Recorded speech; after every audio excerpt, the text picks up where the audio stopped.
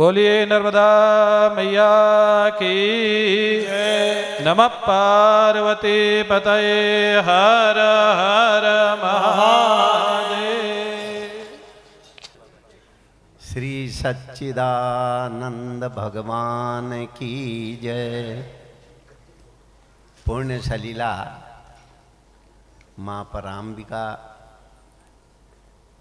नर्मदा जी के इस पावन तट पर बसी हुई प्राचीन नगरी जाबालीपुरम में के इस सुंदर विंध्य भवन के प्रांगण में आप लोगों ने 7 दिन तक लगातार पूज्य स्वामी जी के मुखारबिंद से श्रीमद् भागवत की कथा को श्रवण किया। स्वामी जी ने बड़े ही सुंदर शब्दों में आप लोगों को श्रीमद् भागवत की कथा के उन रहस्यों को समझाया जो हमारे जीवन में परम उपयोगी हैं। श्रीमद् भागवत की कथा जब हम श्रवण करते हैं तो उस समय व्यास जी के वो शब्द हमें याद आते हैं जब वह बद्रिकाश्रम में माँ सरस्वती जी के पावन तट पर बैठे हुए कुछ विचार कर रहे थे। उनके मन में अनेक तरह की उथल पथलें हो रही थी। तो उसी समय उनके पास नारद जी पहुंचते हैं और नारद जी उनसे पूछते हैं कि आपके चेहरे को देखने से हमें यह महसूस हो रहा है कि आप शांत नहीं हैं। आपके अंतर में बहुत बड़ी चिंता है। वह चिंता का कारण क्या है? तो व्यास जी ने नारद जी से कहा, आप बिल्कुल सत्य कह रहे हैं। मैंने 18 पुराणों की रचना की और श्री महाभारत सरीका ग्रंथ लिखा जिसमें धर्म की उस समय के व्यवस्था का संपूर्ण वर्णन किया और भगवान कृष्ण की महिमा का भी गायन किया, किंतु मेरे मन को शांति नहीं मिली। तो नारद जी ने उनसे एक बात कही, आपने पुराणों की कथा लिखी और महाभारत की रचना की, तो आपके महाभारत की रचना का उद्देश्य क्या था? आपने उसमें कृष्ण चरित्र का भी वर्णन किया, राजवंश के उत्थान और पतन की भी चर्चा की, नारी के सम्मान की भी बात कही और नारी के अपमान की भी बात कही। किंतु यह संपूर्ण प्रकरण एक युद्ध क्षेत्र में जाकर के खड़ा हो गया और महान भयानक युद्ध हुआ जिसमें संपूर्ण भारतीय परंपराएं, भारतीय संस्कृति, भारतीय दर्शन, भारतीय विचारधाराओं का भी अंत हुआ। जिस कथा का अंत विषाद में होवे वह कभी भी मानव को शांति नहीं प्रदान कर सकती। यह बिल्कुल सत्य है। अभी आपने पूज्य स्वामी जी के मुखारबिंद से ही समापन के अवसर पर एक सुंदर वार्ता श्रवण की। कली का जब वर्णन आया, उन्होंने जो है व्यवस्था चलाने वालों की बात कही, और वो बात इस ओर संकेत कर रही थी, उसको दोहराने की आवश्यकता नहीं है। आप लोगों ने बड़े विचार से उसको श्रवण किया, शायद अभी भी वो शब्द आपके अंदर में गूंज रहे होंगे। जब व्यवस्था करने वाले रक्षक ही भक्षक बन जाते हैं तो उस समय समाज की बड़ी दुर्गति होती है। उस समय समाज सोचने के लिए बाध्य हो जाता है, आखिर ये हमारी ठौर क्या है, हमारा आश्रय क्या है। तो महाभारत युद्ध के पश्चात यही हुआ। संपूर्ण भारतीय दर्शन, भारतीय मान्यताएं ध्वस्त हो गई। जो शंका अर्जुन ने की थी कि कृष्ण में इन वीरों को देख करके भयभीत नहीं हूं, यह युद्ध होगा इससे भी मैं भयभीत नहीं हूं, और इनसे मैं पराजित हो जाऊंगा यह भी मेरे को विश्वास नहीं है। अगर मैं भयभीत होता, आज से 3 महीने पूर्व ही विराटनगर में यह सब महारथी राजा विराट को पराजित करने के लिए, उनके गौवंश का हरण करने के लिए वहां पहुंचे थे।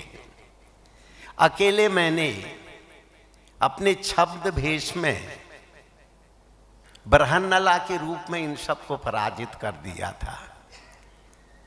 तो कृष्ण कहते हैं फिर तुम भयभीत क्यों हो, क्यों ये युद्ध के समय तुम्हें यह अज्ञान उत्पन्न हुआ है। भगवान ने तो बड़ा सुंदर बात कही है, अगर उसको हम सुने देखें तो बड़ा आश्चर्य होता है। क्लैब्यम मास्म गमः पार्थ, यह कमजोरी यह तुम्हें इस युद्ध क्षेत्र में कैसे मिली। और ये भी कहा है असोचान नन्न सोचस तुम, जिनके लिए नहीं सोचना चाहिए उनके लिए तुम सोच क्यों रहे हो। अगर तुम इनसे भयभीत नहीं हो तो फिर तुम्हें सोचने की आवश्यकता नहीं। और तुम जो ये कह रहे हो कि ये मेरे सब अपने रिश्तेदार हैं, तो क्या तुम्हें उस समय पता नहीं था जब तुमने युद्ध का उद्योग किया, कुरुक्षेत्र की भूमि में तुम सब लोग युद्ध की इच्छा से एकत्रित हुए, उस समय भी तुम्हें पता था दुर्योधन की तरफ से उनके सेनापति हमारे पितामह भीष्म हैं, उसके संरक्षक हमारे गुरु द्रोण हैं, उनकी रक्षा की जिम्मेवारी हमारे पुरोहित ने ली है, कृपाचार्य ने। और युद्ध में जितने भी लोग इकट्ठे हुए हैं वह सब हमारे अपने हैं, क्योंकि अर्जुन ने कहा था स्वजनं ही कथं हत्वा सुखिनः श्याम माधव। क्या उस समय स्वजनों का तुम्हारे मन में विचार नहीं आया? जब युद्ध करेंगे तो वध भी होगा, अस्त्र शस्त्र चलेंगे तो नुकसान भी होगा, कोई घायल होंगे, कोई समाप्त होगा, कोई विकलांग बनेंगे, ये युद्ध की परिणति है। फिर तुम क्या सोच रहे हो? कहते हैं प्रभु मैं इस युद्ध के बाद का जो परिणाम है उसके लिए सोच रहा हूं। यह युद्ध जो है सिर्फ वीरों के ही संहार का हेतु नहीं बनेगा, यह युद्ध हमारी संपूर्ण मान्यताओं को ध्वस्त कर देगा, हमारे परिवेश को समाप्त कर देगा। समाज में एक विलक्षण परिस्थितियां पैदा होंगी जो संपूर्ण मानवीय सत्ता के लिए, मानवीय समाज के लिए बड़ी घातक होगी। बड़ा सुंदर उन्होंने वर्णन किया। वर्ण शंकर की बात कही, खैर इस विषय में नहीं जाना है, हमें तो पूज्य स्वामी जी ने आशीर्वाद देने के लिए भी कहा, शब्दों में मैं बोलूं। मैं इसके परिणाम से भयभीत हूं। भगवान कृष्ण की वाक्य चातुर्यता, जिसको अभी आपने लीला में श्रवण किया ही, अर्जुन स्वीकार कर लिया कि मैं युद्ध करूंगा, किंतु परिणाम वही हुआ जिसकी अर्जुन को शंका थी। तो नारद जी कहते हैं, व्यास जी, महाभारत की रचना करके आपने समाज को क्या दिया? सिर्फ कलह, युद्ध, भाइयों की लड़ाई, नारी का अपमान, और युद्ध के पश्चात सिर्फ शोक, अशांति का माहौल ही मिला। जो कथा जीवन में व्यथा पैदा कर देती है, जो कथा समाज में अनेक तरह की भ्रांतियां पैदा करती हैं, वह कथा कभी भी लेखक को शांति नहीं दे सकती।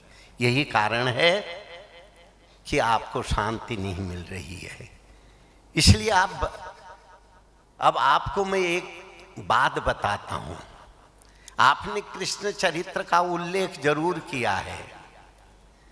आप अब कृष्ण के उस रूप का वर्णन कीजिए श्रीमद् भागवत के माध्यम से, जो संसार के भोगों में लिप्त हैं, संसार को ही जिन्होंने सर्वस्व अपना मान करके पकड़ रखा है, संसार ही जिनकी अंतिम गति बन चुका है, ऐसे लिप्त लोगों के लिए आप भगवान की लीलाओं का वर्णन कीजिए, और भगवान की लीलाओं का भी वर्णन भाव के रूप में कीजिए। वही श्रीमद् भागवत की कथा है। आप लोगों ने भगवान कृष्ण के बाल लीला के चरित्रों को सुना। सुनने में एक साधारण बालक की लीला शरी का महसूस होता है, किंतु उन लीलाओं में एक रहस्य है। जैसे अपने बच्चे को कुछ हरकत करते हुए देख करके माँ का हृदय प्रफुल्लित हो जाता है और परिणाम उस पुत्र के प्रति आसक्ति के रूप में आता है, किंतु भगवान के चरित्र में एक भाव तो जरूर पैदा होता है, पर आसक्ति नहीं पैदा होती है, भगवान के प्रति प्रेम पैदा होता है। यह भाव की पृष्ठभूमि है। संपूर्ण लीलाओं को आपने श्रवण किया। भगवान बाराह के अवतार से लेकर के भगवान कृष्ण के अवतार तक की लीलाओं का वर्णन किया, जो 6-7 दिन में की जा सकती थी। पूज्य स्वामी जी ने गागर में सागर भरी आया कि इस युक्ति को यहाँ पे सार्थक किया, और हमें भी यह सौभाग्य मिला कि हम शांति पूर्वक इतने समय तक इस कथा को श्रवण कर पाए और शांति से सुन पाए। नहीं तो हम लोगों की हालत क्या है, नारद जी की तरह है, 2.5 घंटे से ज़्यादा कहीं बैठते नहीं है। पर यहाँ हमें बड़ा आनंद मिला, क्योंकि कथा में रस था, कथा में भाव था। भाव में डूबना एक अलग बात है, पर उस भाव के भी साम्राज्य में विवेक स्वस्थ रहे तो वह मानव की सबसे बड़ी उपलब्धि होता है।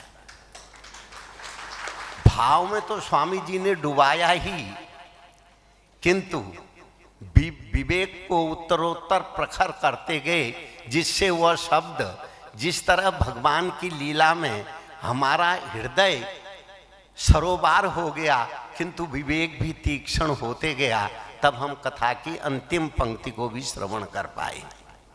बड़ी सुंदर कथा हुई। अगर कथा के रहस्य के विषय में आप लोगों ने कथा श्रवण की, सब यहाँ पे पढ़ा लिखा समाज है, शिष्ट समाज है, अच्छे लोग हैं। आप लोगों के मन में कथा के प्रति अनेक तरह की कुछ भावनाओं ने भी जन्म लिया होगा, कुछ आपने सोचा होगा। देखो, परमेश्वर के चरित्र अनंत हैं। मानस की पंक्तियों में तुलसी लिखते हैं, हरि अनंत हरि कथा अनंता। भगवान अनंत हैं, उनकी कथा अनंत है। भगवान की कथा में शंका नहीं करनी चाहिए। परमेश्वर की कथा हमेशा वंदनीय होती है। जैसे अपने पूर्वजों के किसी कार्य के विषय में नन्हे से बच्चों को, उनके परिवार के सदस्यों को शंका नहीं करनी चाहिए, इसी तरह भगवत चरित्र में कोई शंका नहीं करनी चाहिए। क्योंकि एक व्यक्ति का चरित्र तुरंत ही साधनों को साधने का उपाय बनता है, पर भगवत चरित्र अनंत प्राणियों को अनंत समय तक, अनंत वर्षों तक, अनंत युगों तक मानव समाज के लिए एक प्रेरणा बन के रहता है। उसमें विविधता भी होती है और कहीं कहीं पे शब्दों के संकलन में कुछ हमको शंका हो जाती है। वह शंका अनंत काल तक चलने वाली यह भागवती कथा के जो कोई रहस्य, किसी समय के रहस्य से इसका संबंध बना हो, इस भावना से इसको श्रवण करना चाहिए। आप लोगों ने जड़ भरत के चरित्रों को श्रवण किया। एक राजा है, साधना करता है, पर मृग के बच्चे के लालच में पुनर्मृग बन जाता है।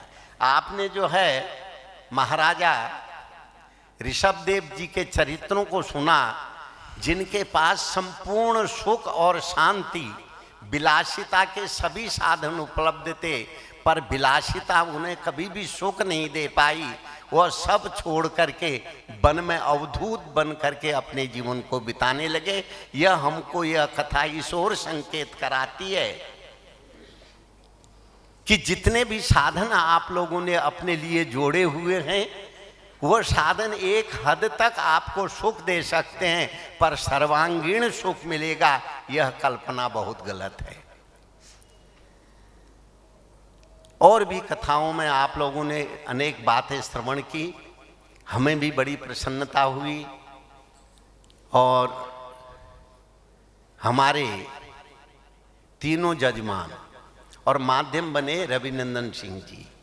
यह हमने कहा देखो, मैं कागज में तो लिखता नहीं हूँ, आप हमको हर महीने याद कराना है, इतनी तारीख को आना है, तो मैं याद रहो। और हम भूल भी जाते हैं कभी व्यस्त रहते हैं। तो हमारे जो परिचित लोग हैं वह भारत के विभिन्न अंचलों में हैं, सभी जगह हैं। कभी कभी हमारा भात पकड़ करके वो खींच के भी ले जाते हैं, तो मेरे को तारीख याद रहेगी तो मैं तुरंत आ जाऊंगा। तो रविनंदन सिंह जी भी हमको बार बार याद दिलाते रहे। और जबलपुर से हमारा बड़ा स्नेह है। मैं जब नेपाल में तपस्या करता था, वहां से एक जबलपुर के ही एक संत हमको नर्मदा तट पे ले आए थे, और यहाँ प्रथम बार हमने माँ नर्मदा जी के दर्शन किए। देखो, हम तो बच्चेपन से साधु बन गए थे, 10-11 साल की उम्र में। न हमने माता का प्रेम देखा था और न संसार को हमने अच्छी तरह समझा था, पर माँ नर्मदा ने हमको मातृत्व का भी प्रेम दिया। माँ का क्या स्नेह होता है, यह नर्मदा ने दिया। और बंधु बांधवों का क्या स्नेह होता है, वो भी नर्मदा ने दिया। तो नर्मदा तट जहाँ पे बहती है नर्मदा, वो जगह से हमको प्रेम है। और आप लोगों के स्नेह प्रेम से अब जबलपुर से ऐसा संबंध बन चुका है, जैसे पूज्य स्वामी जी महाराज, मैं एक बार बोला आपसे, मैंने कहा हम तो 4 साल तक नर्मदा जी के किनारे पैदल चले, कांटे चुभे। और हमारे साधु में एक कहावत है ना, आटा भाटा कांटा, नर्मदा के किनारे नहीं घाटा। और चीज सब पैदल ही चलना पड़ता है, कष्ट सहना पड़ता है। और आपको तो सरलता से नर्मदा ने जगह दे दी, और इतना सुंदर जगह दी, वो बहुत अच्छी जगह दी। तो अभी परसों हमारी ज्ञानवती जी से चर्चा हो रही थी, मैंने कहा नर्मदा जी लगती है अब आपकी पंक्ति में खड़ी होगी हमको छोड़ने के चक्कर में, पर नर्मदा छोड़ भी दे, पर हम नर्मदा का पल्ला छोड़ने वाले नहीं है। तो नर्मदा जी से हम लोगों को बहुत स्नेह है, और जबलपुर वासियों का भी ऐसा स्नेह प्रेम, और यहाँ के लोगों का इतना स्नेह हुआ। अब तो छोड़ने का कोई प्रश्न ही नहीं बनता है। तो बड़ी सुंदर कथा आप लोगों ने यहाँ श्रवण की। और देखो,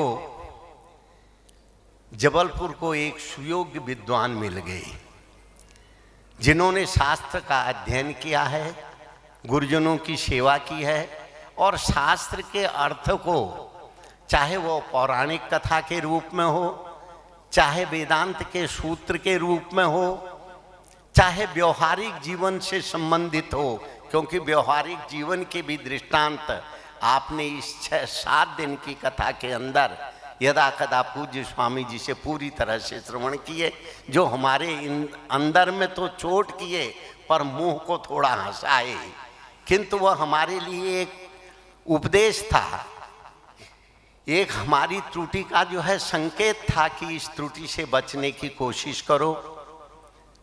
तो ऐसे योग्य संत नर्मदा जी ने जबलपुर को दे दिए हैं। और जो है बड़ी अच्छी बात है, आगे भी हमें पूज्य स्वामी जी के दर्शन भी होंगे और उनकी वार्ता को श्रवण करने का भी अवसर मिलेगा। अब धन्यवाद तो हम सभी को देते हैं। देखो, कार्य तो रविनंदन सिंह जी और दो, मैं नाम नहीं जानता हूँ, थोड़ा क्षमा करना, भरत सिंह जी और ज्ञानेंद्र सिंह जी ने किया, किंतु इन्होंने तो प्रयास किया, किंतु इस प्रयास में को आप लोगों ने इतने संख्या में एकत्रित होकर के इस प्रयास को सफल बनाया, इसलिए आप भी धन्यवाद के पात्र हैं और जजमान तो धन्यवाद के पात्र हैं। आप सब लोगों की मंगल कामना हम मां नर्मदा जी से करते हैं। देखो भाई, नर्मदा, ये नर्मदा बहती हुई जल की धारा नहीं है, याद रखना। ये मैं कोई आप लोगों को आश्वासन नहीं दे रहा हूँ, मैं आपको सत्य बोल रहा हूँ। यह नर्मदा करुणा की धारा के रूप में बहती है। अगर नर्मदा जी का सेवन आप लोग सत्य हृदय से करेंगे तो नर्मदा आपके लिए करुणामयी बन जाएगी। और जो है, जो जबलपुर में आप लोगों को मां नर्मदा ने स्थान दिया है, यह आप लोगों के लिए सौभाग्य का विषय है। और भी जो हमारे, क्योंकि देखो, कवित्त रामायण में तुलसी ने एक बहुत अच्छी बात लिखी है, बिंद बीच रेवा सुपास तट रहे परन ग्रह छाई।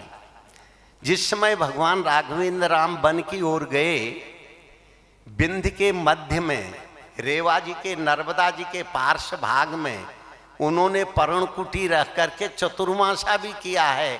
ऐसा वर्णन हम तुलसी के साहित्य में पढ़ते हैं। और वाल्मीकि रामायण आदि भी मर्यादा पुरुषोत्तम भगवान राघवेंद्र राम से संबंधित जितने भी भाषाएं भारत में हैं, उन भाषाओं में भी रामायण का जो है अपने अपने ढंग से वहाँ के विद्वानों ने गायन किया है। उन्होंने भी विंध्याचल इस क्षेत्र को बड़ा सराहा है। तो आप सब लोग भले ही नर्मदा जी के तट पे हों या वहाँ से दूर भी हैं, सब लोग जो हैं विंध्य क्षेत्र के रहने वाले सभी लोग खूब खूब धन्यवाद के पात्र हैं। नर्मदा जी की करुणा और नर्मदा जी का आशीर्वाद आप लोगों को प्राप्त है। और जहाँ तक रीवा रियासत का प्रश्न है, रीवा रेवा का ही अपभ्रंश शब्द है। मां नर्मदा जी की भूमि, नर्मदा जी का जो है क्षेत्र, इसलिए इसका नाम रीवा है। और इस रीवा के क्षेत्र में चाहे वह सतना हो, चाहे जबलपुर हो, वर्तमान समय में क्या क्या नाम दिया गया है वो मैं नहीं जानता हूँ, न उसमें पढ़ना चाहता हूँ, पर यह संपूर्ण भूमि मां नर्मदा की कृपा यानी आशीर्वाद भूमि है। आप सब लोगों के ऊपर नर्मदा कृपा करें, आप सब लोगों का मंगल हो। इन्हीं शुभकामनाओं के साथ अपनी वाणी को विराम देते हुए हरिओम तत्सत, हरिओम।